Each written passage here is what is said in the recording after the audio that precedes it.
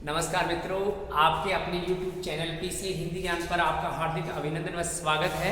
मित्रों, आप लोगों के सामने हम संविधान के कुछ बेहतरीन वीडियो के साथ में आपके साथ रूबरू हो रहे हैं। मित्रों, आने वाले समय में हम हिंदी सब्जेक्ट में भी आप लोगों को बहुत ही अच्छी यहाँ पर आपको सामग्री देने वाले हैं, जो आप लोगों के लिए अपने जीवन में फायदेमंद या कहीं न कहीं कारगर सिद्ध होने वाली है। आज हम मित्रों यहाँ पर पढ़ने वाले हैं संसद और लोकसभा राज्यसभा से संबंधित कुछ अनुच्छेद जो कई जगह महत्वपूर्ण कार्य करते हैं और इनको याद करना भी बहुत कठिन है। तो आप लोगों के लिए बहुत ही शानदार वीडियो रहने वाला है। मित्रों, सभी अनुच्छेदों को ध्यान से पढ़िएगा और एग्जाम में यहाँ से अगर मान लो कोई प्रश्न आता है तो डेफिनेट गलत भी होता है, लेकिन आप लोग अगर इस वीडियो को देख लोगे तो आज के बाद में आपका कोई यहाँ से प्रश्न गलत होने वाला नहीं है। दिल्ली पुलिस में भी यहाँ से प्रश्न पूछा गया था और वहां पर 95% या 90% लोगों का गलत था, क्योंकि ये बहुत कठिन कार्य है जिसको हमने बिल्कुल सरल तरीके से आपके सम्मुख पेश किया है। तो मित्रों, यहाँ पर दोस्तों आपके सामने लिखा हुआ है सरल, और सरल रूप से हम इसको पढ़ रहे हैं। सरल यहाँ पर से का मतलब संसद हो जाएगा, रे का मतलब राज्यसभा हो जाएगा और ले का मतलब लोकसभा हो जाएगा। यहाँ संसद के गठन का वर्णन अनुच्छेद 79 में मिलता है और राज्यसभा के गठन का वर्णन अनुच्छेद 80 में मिलता है। और आगे हम बढ़े तो लोकसभा के गठन का वर्णन अनुच्छेद 81 के अंतर्गत मिलता है। यहाँ तक तो कोई दिक्कत नहीं है, लेकिन इससे आगे वाले कुछ अनुच्छेद ही हमें याद रह पाते हैं, आगे हमें दिक्कत कर जाते हैं। तो मित्रों, यहाँ पर अनुच्छेद 79, 80, 81 के बाद में चलते हैं 82 आता है, और 82 आपके सामने लिखा हुआ है जनगणना पुनः समायोजन परिसीमन आयोग। तो सीधी सी बात है, आप यहाँ पर जन को याद रख सकते हैं।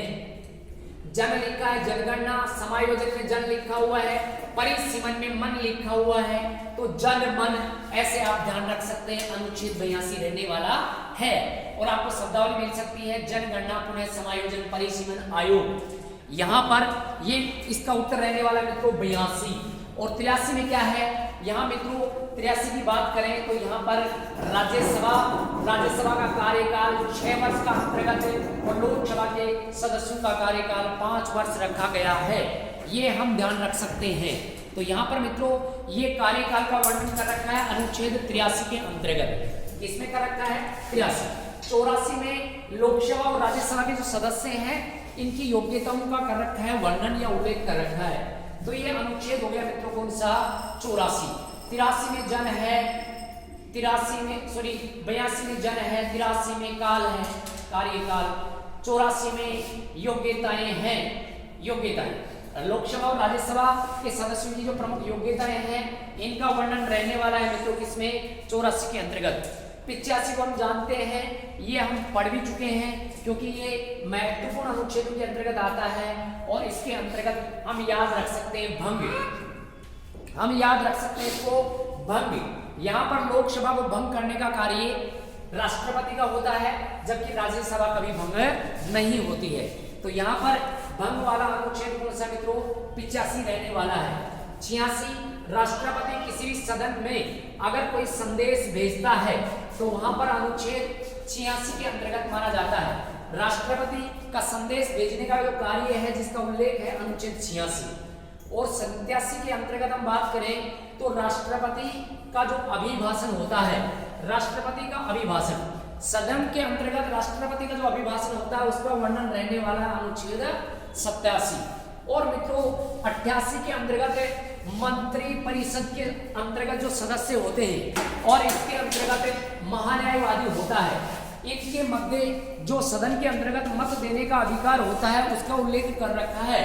महान्यायवादी सदन में भाग ले सकता है लेकिन मत नहीं दे सकता, ऐसा वर्णन अपने अनुच्छेद 88 में है। तो सीधा समय ध्यान रखना है कि अनुच्छेद 76 में महान्यायवादी का वर्णन है तो अनुच्छेद 88 में भी महान्यायवादी का उल्लेख मिलता है।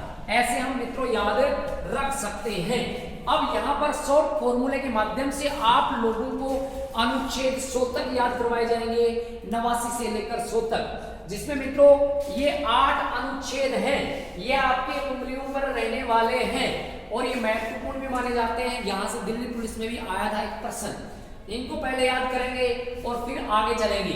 यहाँ पर मित्रों आपके सामने लिखा हुआ है, एक साइड में तो आर मतलब राज्यसभा और एक साइड में लिखा है मित्रों एल मतलब लोकसभा। यहाँ पर हम बात करें तो ये 4 अनुच्छेद हैं, ये राज्यसभा के लिए कार्य करेंगे और ये 4 अनुच्छेद हैं, ये अपने लोकसभा के लिए कार्य करने वाले हैं। अब मित्रों यहाँ पर अनुच्छेद हो गए, देखिए ये यहाँ पर हो गए मित्रों 8, कैसे रखने वाले हैं याद, ये हम ध्यान रखेंगे। एयू मतलब लोकसभा और राज्यसभा के अंतर्गत एयू। मित्रों सीधी सी बात है, राज्यसभा के अंतर्गत जो अध्यक्ष होता है और राज्यसभा का सभापति होता है। ए का मतलब अध्यक्ष और यू का मतलब उपाध्यक्ष। तो मित्रों यहाँ पर अनुच्छेद 89 में राज्यसभा के सदस्य, इनके अंतर्गत एक अध्यक्ष और एक उपाध्यक्ष का वर्णन कर रखा है 89 के अंतर्गत। मित्रों यही वर्णन लोकसभा के अंतर्गत एक अध्यक्ष और एक उपाध्यक्ष, इसका वर्णन कर रखा है अनुच्छेद 93 में। तो एयू को याद रख सकते हैं, एयू से ये दोनों अनुच्छेद याद होने वाले हैं। एक बार इनको देख लेते हैं फिर इनको चलेंगे। यहाँ पर मित्रों अनुच्छेद 90 में है, यहाँ पर अगर मान लो उनकी योग्यताएं पूरी नहीं है तो पद से उनको हटाया जा सकता है। यहाँ पर राज्यसभा के सदस्यों को हटाने का प्रावधान कर रखा अनुच्छेद 90 के अंतर्गत। और मित्रों यहाँ पर अध्यक्ष और एक आता है उपाध्यक्ष, ये दोनों के दोनों अगर कहीं हो तो मित्रों बात यह है कि अगर अध्यक्ष अनुपस्थित होता है तो उसकी जगह अध्यक्ष का कार्य कौन करेगा, उपाध्यक्ष, और उपाध्यक्ष भी नहीं है तो इसके अंतर्गत जो तीसरा व्यक्ति होता है, अन्य व्यक्ति होता है, वह अध्यक्षता करेगा राज्यसभा की सभापति के रूप में। ये वर्णन करता है मित्रों अनुच्छेद 91। और अगर किसी कारण से अध्यक्ष और उपाध्यक्ष को त्याग पत्र देना पड़े तो मित्रों वह व्यक्ति त्याग पत्र मतलब यह है कि किसी कार्य के कारण वहां दोषी पाए गए तो वहां पर वो पीठासीन नहीं हो सकते। मित्रों वहां पर नया लोकसभा अध्यक्ष या कहीं पर मान लो उपाध्यक्ष आएगा, वो यहाँ पर पीठ पर आसीन होगा। पीठासीन का वर्णन कर रखा है 92 में। मित्रों लोकसभा में यहाँ 93 में अध्यक्ष और उपाध्यक्ष का वर्णन किया गया है।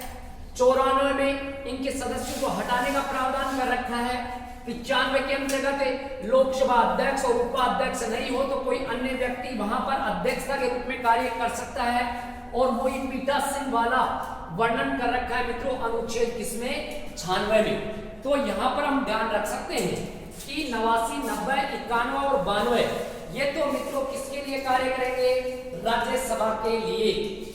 और मित्रों 93, 94, 95 और 96 ये कार्य करने वाले हैं मित्रों लोकसभा के लिए। तो ऐसे हम ध्यान रख सकते हैं। अब मित्रों हम चलते हैं आगे। यहाँ पर 96 के बाद में 97, 98, 99 और 100 आता है। तो हम इन 4 अनुच्छेदों को हम इस ट्रिक के माध्यम से याद रख सकते हैं कि वारे सचिन शतक लगाया निर्णायक। वारे सचिन को कह रहे हैं कि शतक लगाया कैसा, निर्णायक लगाया। ऐसे हम इसको याद रखने वाले हैं। मित्रों लोकसभा और राज्यसभा के जो सदस्य हैं उनके वेतन भत्तों का वर्णन अनुच्छेद 97 और सचिवालय का जो स्टाफ होता है उनका वर्णन अनुच्छेद 98 और इनकी जो प्रमुख शपथ का वर्णन है वो कर रखा है। दोनों की शपथ का वर्णन अनुच्छेद 99 में है। और निर्णायक मत देने का अधिकार होता है अध्यक्ष को, तो ये वर्णन कर रखा है मित्रों 100 में। ऐसे हम बात करें तो ये क्रमशः 97, 98, 99 और 100 हो गए। अब मित्रों एक बार फिर से हम देख लेते हैं। देखिए एयू का मतलब अध्यक्ष और उपाध्यक्ष। एयू यहाँ पर 89 में राज्यसभा और 93 में लोकसभा, हटा 90 में राज्यसभा और 94 में लोकसभा। यहाँ अन्य व्यक्ति, तीसरा व्यक्ति 91 में राज्यसभा और 95 में लोकसभा। फिर मित्रों पीठासीन का वर्णन 92 में राज्यसभा और 96 में लोकसभा। ऐसे हम इनको याद रख सकते हैं। अरे वाह सचिन शतक लगाया निर्णायक अनुच्छेद 97, 98, 99 और 100। ठीक है मित्रों, शॉर्ट वीडियो के साथ में आप लोगों के साथ रूबरू हुए। अब मित्रों हम आगे 100 के बाद में जितने भी अनुच्छेद होंगे जो अपने लिए महत्वपूर्ण रहने वाले हैं उनको हम याद करेंगे बिल्कुल शॉर्ट ट्रिक के माध्यम से, चुटकियों में ये सारा आपको फॉर्मूला याद रहने वाला है। आज के लिए सभी को धन्यवाद। जय हिंद, जय भारत।